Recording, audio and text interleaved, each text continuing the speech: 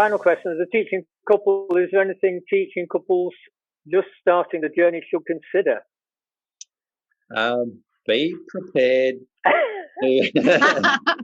to have your relationship tested and to embrace change. And I think one of the real strengths of teaching couples is that you have a support network with you. So if you're traveling with your partner, there's those times when you're sitting in the middle of nowhere with the wrong cash and starving, and no one's trying to help you, and at least you can look at each other, and instead of bursting into tears, you can start laughing at how crazy the whole situation is. You've got that support network. I think that's probably the best thing about it. From a school's perspective, they really it's sometimes considered an advantage because schools don't have to spend as much money on, for example, housing allowance with teaching couples because you're sharing a house.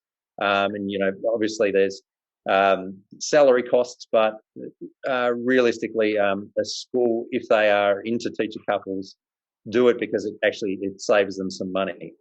Other schools don't like teacher couples, and I've actually been in that situation where I've had a job application declined on the basis that they wanted to hire Shireen and not me because she was more needed as a teacher and I wasn't. And they said, we just don't hire teaching couples. And I guess their perspective would come from their history in hiring couples, and if there's been bad breakups in the past or teaching couples one teacher's having a great time, the other one's having a terrible time, and that can really influence both teachers. So you have to manage that as a leadership program. So I think the real thing to consider is, are you able to rely on each other wholeheartedly? And your expectations of your partner need to be really clear about what it's going to be like, because you are going to be relying on each other so much. Fortunately, we seem to have done it right, but there can be times where it gets, really dicey, and you want to be able to rely on the person next to you.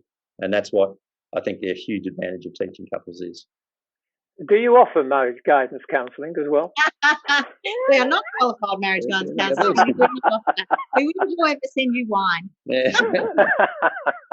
Yes.